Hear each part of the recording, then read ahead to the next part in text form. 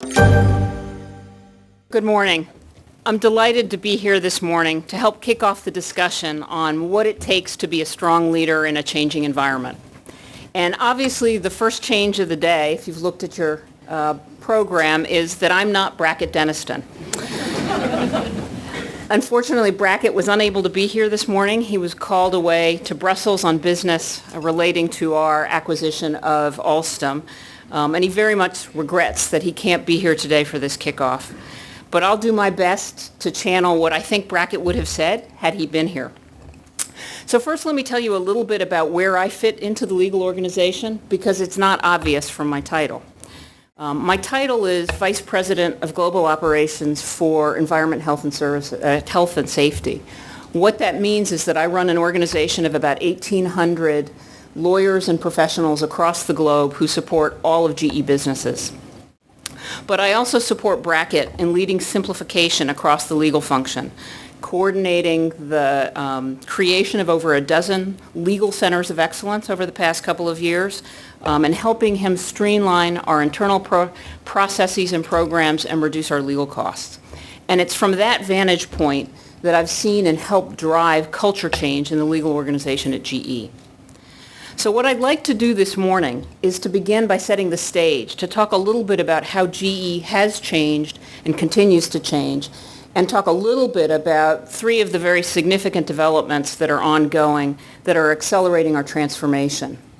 Then I'd like to talk about what we're doing in the legal organization to change how we work every day, and then finally go through some of the guiding principles that we use to define success in our changing world. So GE is a company that is continuously evolving and improving. We say amongst ourselves that the one thing that's constant at GE is change. And in the 7.5 years that I've been at GE, that's certainly true. It's a very different company from what it was 10 years ago or even 5 years ago. We've sold our reinsurance business. We sold plastics. We sold silicones. We sold NBC Universal. And at the same time, we've substantially grown in our oil and gas business, in our aviation business, in our power conversion businesses. A few years ago, we also launched our new software technology center in San Ramon, California, which now houses over 1,200 software engineers, and we have another 800, give or take, in corporate. Together, they are developing the analytical tools that will allow our customers to optimize the use of our products. This is a business opportunity that we've named the Industrial Internet, and it's fundamentally changing business models for companies like GE. And it's transforming GE from a traditional manufacturing company, the GE of 130 years ago, into a software company for the future. This past year, we really focused on executing our strategy to become a pure-play infrastructure and technology company. So even for a company that is used to a lot of change, I'd have to say that the past 18 months have been particularly dynamic ones for us. And if you look at 2015 alone, we plan to close the deal on Alstom to acquire Alstom's thermal power, renewables, and grid businesses. We're selling our appliances business to Electrolux, and we're moving forward with a series of divestitures of GE Capital assets, retaining only those that will directly support our industrial profile. Our portfolio. So a lot of change. So let me digress for a moment and address those three significant deals or developments.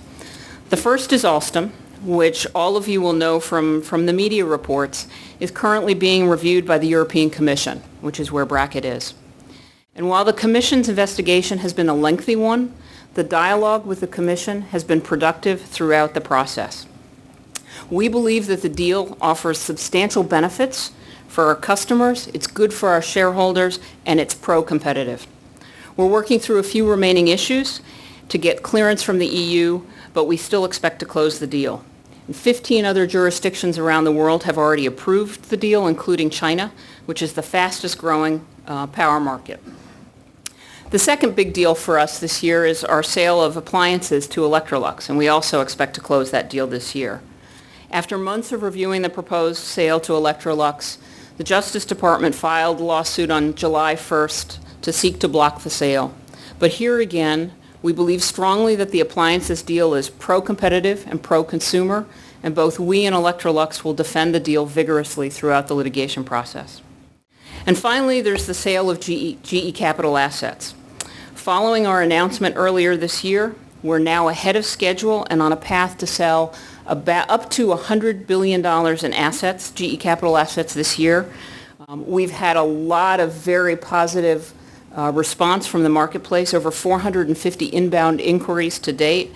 That's a testament to the value of the franchise and to the employees of GE Capital. So over the next couple of years, we expect to get GE Capital down to about 10% of its current size. That in turn is going to have a significant impact, as you might imagine, on the size of the legal and compliance team there, currently about 900 individuals. So as the businesses decrease, the size of that team will decrease as well. Together, all of these changes, the acquisition of Alstom, other acquisitions in the pipeline, the dispositions, and our new focus on software, all of those are fundamentally transforming GE. So with everything going on this year, Brackett has said a couple of times that this is the most challenging time that he's ever seen in his 20-year tenure at GE. And when you think about it, that's quite a statement, given the fact that he's lived through everything from the dot-com crash, the corporate scandals of 2001, 9/11, and the financial crisis of 2008. So not surprisingly, as the GE organization is changing, so too must the legal organization. And as lawyers, we need to evolve. Did you have a question? Sure. I'm just wondering if you could speak generally to if it's public, the GE strategy to sell GE Capital assets in an overview type format. I don't know that I'm in the best position to talk about that. Thank you. Sure. So as in-house lawyers, whether we're managing matters ourselves or managing our outside counsel, we face a number of challenges. First, the environment in which we operate and we provide legal counsel has become increasingly more complicated. We operate in over 170 countries, and so we have to be prepared to deal with both the volatile political climate and the business climate in those countries in which we operate. The regulatory regimes in which we operate, whether you're thinking about financial regulation in the United States or just regulatory compliance, has also become more complex across the globe, and enforcement is increasing and becoming more aggressive across the globe. The cyber threats that we face are increasing every day, and as we become more of a software company, that becomes increasingly important. And lawyering in this kind of environment is just more expensive.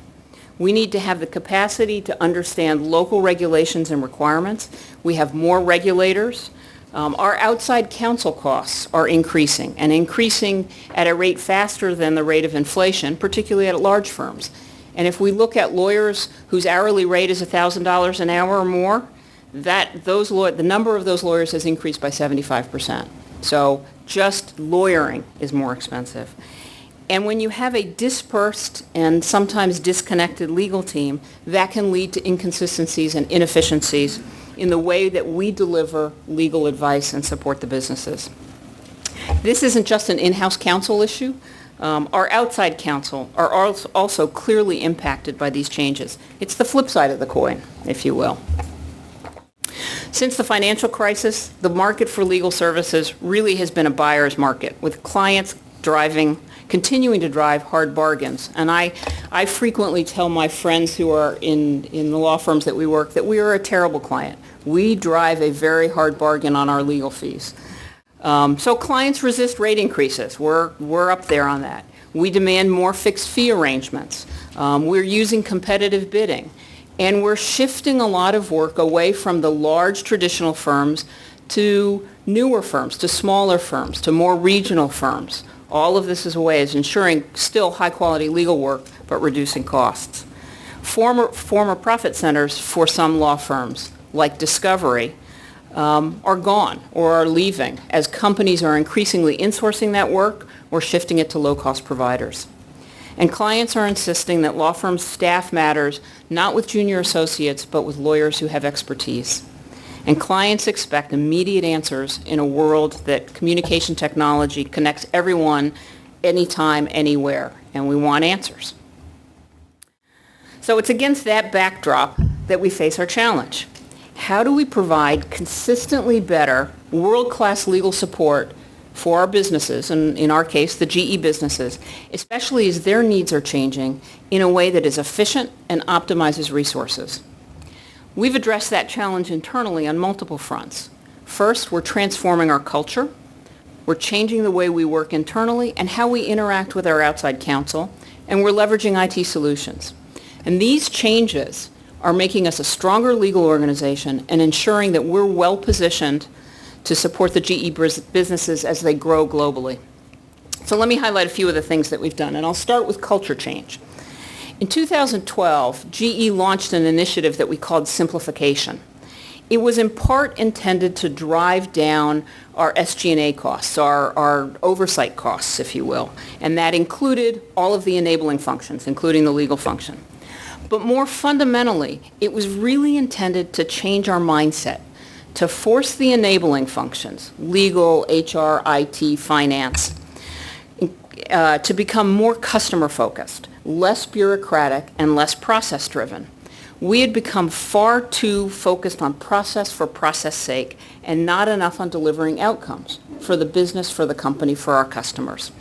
One of our vice chairmen gave an example at one of our meetings in 2011 about how it required over 100 approvals, including several legal approvals, to get a lease in Africa. That was bogging down our ability to compete. It was that kind of process. On contracts, one business would agree to certain terms and conditions, another business would require completely different and often contradictory terms and conditions. Those kinds of processes and inconsistencies were what simplification was really intended to address. So, because of that rigidity, our customers, our external customers, thought of us as slow and bureaucratic and hard to deal with. So when our healthcare CEO went out to meet with customers a couple of months ago or a year ago, he heard from customers that we were bureaucratic, we were slow, we were rigid. He was told, your lawyers run your company. And that was not intended to be a compliment. So we had to change. We had to become faster, less process-driven, more able to adapt to changing business needs quickly, nimbly, still providing world-class legal support, but we had to be partners with the businesses. So within the legal organization, over the past 2 years, under Brackett's leadership, we've identified and eliminated many unnecessary workflows that added no value and slowed down responsiveness. We continue to examine ways to empower our local decision makers, our local lawyers, so that we can save time that is currently spent or that might have been spent before communicating up the chain and getting duplicative reviews. On the commercial front, we cut a lot of red tape that slowed deals. So we simplified our contracts, our terms and conditions, our non-disclosure agreements. We also streamlined our compliance procedures around know your customer and business courtesies, all of which have enabled the businesses to compete faster and to work in a more streamlined fashion with their customers. And where there were efficiencies to be gained, we integrated our legal teams, creating centers of excellence around specific practice areas, such as investigations, government affairs, M&A, labor and employment, discovery, and environment, health, and safety. This has allowed us to leverage the strength of our experts across all of the businesses. It's allowed us to reduce costs and to enhance professional development opportunities for our lawyers. So let me give you a couple of examples. Our investigations COE, which is one of our newest, was able to go out and bring in really high quality investigators, and we were able to place them across the globe where we have a lot of investigations work. So we got top quality talent, local expertise, speak the language, know the key enforcement agencies and regulators. We are saving millions of dollars by insourcing that work, and we are actually seeing much higher quality outcomes because of that. On the environment, health, and safety front, I was able to redeploy our experts, so I now have experts across the globe who, again, know the regulators, speak the local language, can provide fast support, know the requirements. We're getting better outcomes, and we've reduced our cost by 10%. in just 1 year. So the centers of excellence are really changing the way we work in the organization, giving us better outcomes, allowing us to be really faster, better, and smarter. The last point I'll mention on simplification is how we're managing cost. So we're consolidating our outside legal spend with a smaller group of trusted law firms, which are providing us better service, rates, and discounts. If we look at GE, over the last 3 years, we worked with over 2,000 law firms. We've just finished what we call Select 5. It's our convergence process. Through that process, we've now gotten ourselves down to a list of 40 law firms in the United States, and we've gone from over 600 law firms in Europe down to fewer than 70. In 2014, we reduced our outside legal spend by $60 million, largely through that convergence process. So as outside law firms are facing challenges, we are as well, and we are reducing our costs. The bottom line for us, for in-house lawyers, for corporate lawyers today is that we are managing more risk, and that we're being asked to do so we're being asked to do not just more with less, we're actually being asked to do less with less. It's a really changing environment, and we're being asked to do less, focusing on what's really important in a world that's complex, uncertain, and constantly changing. So how do we do that at GE in this kind of environment? We don't have any silver bullets, but we have some guiding principles that we've been using to help us succeed. So first is embracing change and anticipating it.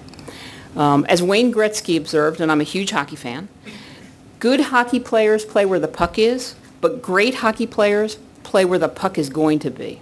You have to anticipate change. You have to anticipate developments. You have to anticipate where your businesses are going and position yourselves to support them in advance of that. So it's hard to overstate the disruptive force of technology or how quickly it can change the playing field in which we operate, and it just underscores the need for lawyers to be fast and adaptable.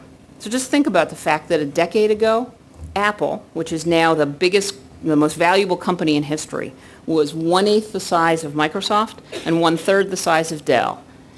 And BlackBerry, just 6 years ago, was the market leader in smartphones. Truly hard to believe. So for GE, the big technology disruptor for us is the industrial internet. It's a substantial growth engine for our business. It's changing our business model. It's enabling us to collect 50 billion data points from 10 million sensors on our products on over $1 trillion worth of equipment. And then we can use that data to optimize our product performance for our customers. That presents a whole set of legal issues that we didn't have to think about 5 years ago or 10 years ago or 20 years ago. So our legal team now has to play a critical role of anticipating what those issues are, thinking about cyber threats, thinking about data protection, privacy rights, IP protection. It's requiring a whole new set of legal skills that we need to be ahead of the businesses to develop so that we're there when they need us. Second, we need to keep things simple. And I've already mentioned GE's Simplification Initiative, but at its core, simplification is about focusing on and doing what's most important and discarding what isn't. It's about willing to say, I used to do something for a business and I'm going to stop doing it. And that's been really hard for a lot of us to do. It's hard for us to let go of what we're comfortable with and the kinds of legal support that we used to provide. We need to move with speed and intensity. The third, practice process excellence.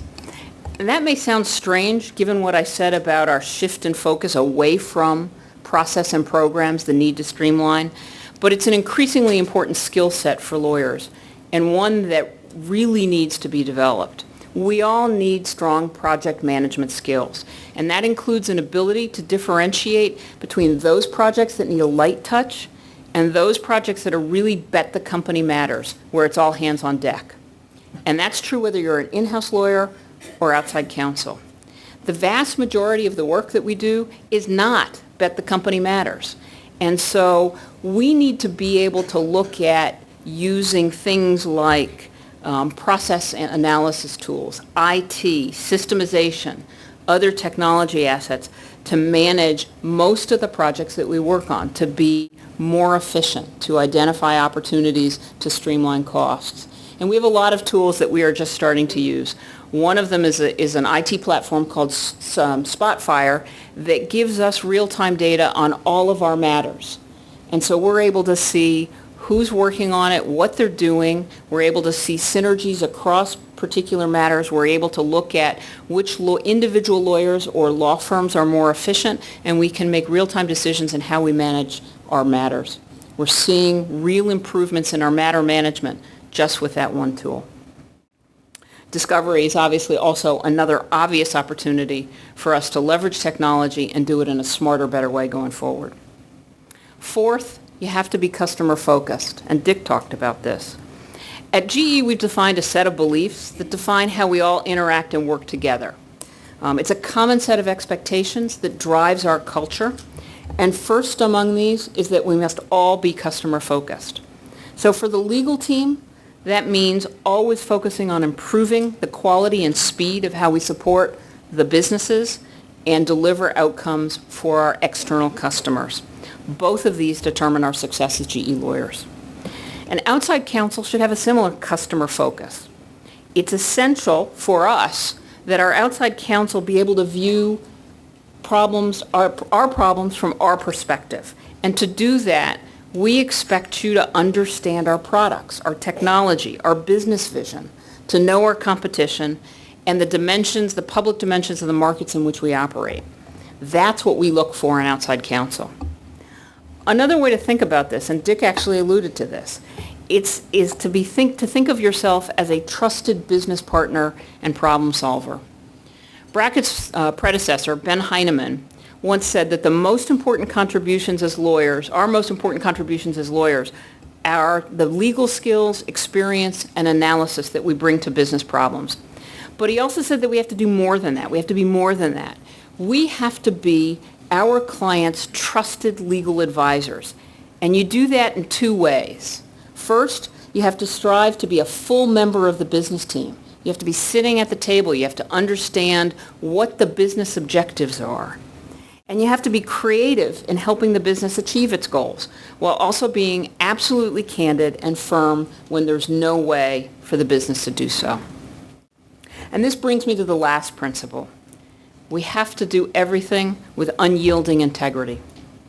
In today's business environment, the emphasis on speed and simplicity and customer focus is inevitable and necessary. But for us, it in no way diminishes the foundational principles of compliance and integrity. These are ingrained in our culture and are an integral part of the GE DNA. So the moral case for that is obvious, but the business case is just as strong. And Brackett uses this example when we're onboarding all new lawyers, and we talk about it frequently. Every dollar spent paying a bribe is $1 less that you can invest, the business can invest in innovation and making products better. And at the end of the day, a company will not succeed if it is not innovating and if it's not constantly improving its products. And if it doesn't have a culture of compliance and integrity. So I'll close by saying that the legal landscape has changed, the business landscaping is changing. And we're trying to navigate a world today that looks very different from the one where probably most of us started our legal careers or where we have spent most of our legal careers. In a lot of ways, it's more challenging, I think, to be a lawyer today. The business of law is much more challenging than it once was. But it's also a time that's really filled with opportunities for lawyers who are willing to embrace uncertainty and ambiguity, who are willing to push the boundaries and challenge the status quo and think of new ways of addressing old problems. And it's a great time for lawyers who want to be business partners, who want to be sitting at the table with their clients, with their businesses, helping them achieve their fundamental goals. So thank you. Would be happy, I think, in the 10 minutes and 16 seconds that I have left to answer any questions. Yeah? When lawyers object to integrating that way? Were they in relationship? Were they in relationships before with specific clients, and then you sort of pull them together in a service bureau kind of approach, and they object? Yeah, we had really interesting and a range of reactions. So there were some, we started with one small center of excellence. We actually started in Europe. And they initially were had a lot of concerns about going into this center of excellence. They had their very well-established relationship with their internal business client. They weren't sure how it was going to work. There was a little bit of concern about loss of control. Within 6 months, they became the biggest advocates for COEs. They loved the fact that they might have worked for healthcare before, but now they got to work with healthcare and power and water and aviation. So they were seeing a broader range of issues, working with more businesses, and they loved the feeling of being part of a team together. So it really enhanced that professional camaraderie. I would, and that really has translated now to many of the other COEs that we've launched. I would say there's always a little bit of a push and pull or a tension between the business general counsels who are losing some of their control. But I think what we're seeing as they mature, the general counsels are seeing that they now have access to a lot more support and more people. So yes, they're losing some dotted line or some direct line reports, but they're actually running bigger legal teams. It's more of a virtual organization. Yeah. Just a question about your convergence program, and maybe if you can comment on some concrete examples of what it was about law firms who got on the outside counsel panel that distinguished them from all others. Was it all about price, or were there some other more important sort of value-added things that they brought to the table? Because I think a lot of law firms in the industry assume it has become all about price and cost. Yeah, it's a great question. So we've gone through now 5 convergence processes, hence the name Select 5, and I would say certainly price is an important consideration. But what we're moving to, we've set some internal targets of trying to have a certain percentage of matters in alternative fee arrangements, for example. And each practice group may have a slightly different target depending on the nature of the business. But we were looking at a combination of, obviously, are you going to provide the support we need? Do you have the right kind of legal quality? That's probably the threshold issue. Price is a factor, but were you willing to be creative and work with us as partners and look at alternative fee arrangements? And it's not just flat fees or fixed fees. Or contingency fees. It's, maybe they're, negotiating some different ways of approaching, matter management. So a law firm can see some upside if they produce a really great result and some downside if they don't. And then we also saw a number of law firms who came to the table with other things, other value-add propositions, if you will. Law firms who offered to do training for us. Law firms who offered to provide secondees. So we looked at all of that. I think what we've seen, not surprisingly, is it has become a very competitive market. And we've been able to get both some terrific locking in some fees for a period of 4 years, but really getting some other very interesting adders, if you will. I had a question about your change to regional firms, or looking for regional firms. Do you see distinct advantages for those over larger global firms who offer themselves as one-stop shop operations that offer administrative ease or single invoicing and that kind of stuff? What are the trade-offs, or do you see a clear advantage on the regional side as opposed to? It will depend on the practice group. So for some practice groups, they're still going to continue to use the larger global firms.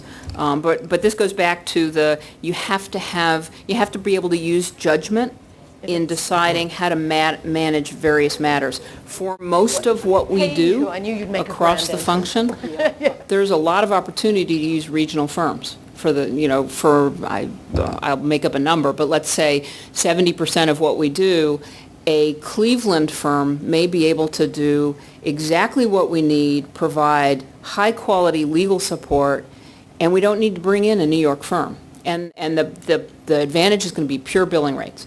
For a large deal like Alstom, we're probably not going to take that approach. But it goes back to the differentiating between the matters. And then I will tell you, my experience has been, particularly when we look outside the United States, there's an advantage to, it depends on the markets, but there's some advantages to using firms that actually are well established in a particular country. So I think about Brazil, for example. We've done both. We've used Brazilian law firms and we've used multinationals that have presences in Brazil. And I think there's some definite advantages to using the local firms. They have very good lawyers, and we're not relying on translators. They know the regulators. They've got the relationships, and they tend to be, Brazil's not the greatest example of this, but they tend to be more cost effective. Yeah. You mentioned the majority of your matters are not at the company, Yes. and you're also alluding to in your last answer, which I thank you for. Are you using Spotfire or any technology metric to ascertain the risk level or the importance level of matters as they're coming in the aggregate, or not yet?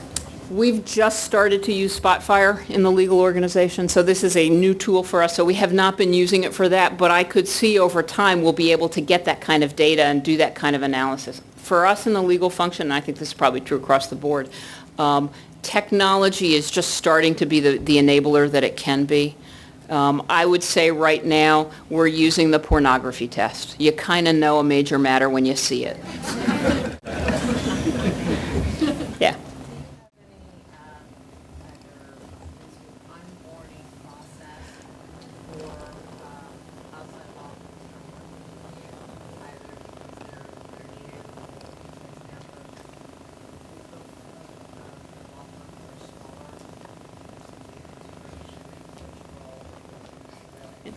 Indoctrination to the GE culture. And we do definitely have a GE culture. I came from a law firm. I came to GE.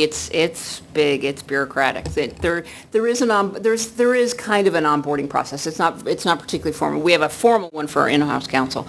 But when we went through the Select 5 process, we brought in the law firms, all of them together, and spent 2 days kind of talking about how we approach legal matters, our current philosophy, some of the changes that the company's going through.